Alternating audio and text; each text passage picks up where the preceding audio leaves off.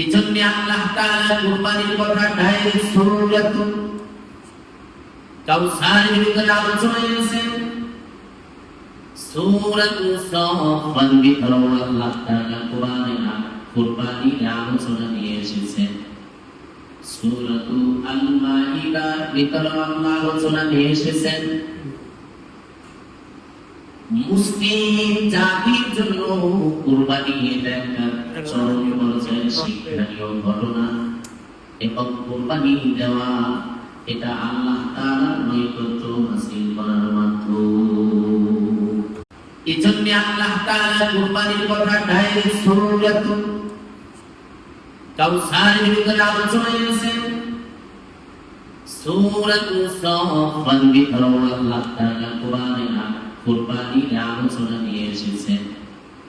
সূরাতুল আল মাইদার ভিতরে আল্লাহ আলোচনা নিয়ে এসেছেন মুসলিম জাতির জন্য কুরবানি একটা চরম পর্যায়ে শিক্ষণীয় ঘটনা এবং কুরবানি দেওয়া এটা আল্লাহ তাআলার নৈকট্য হাসিল করার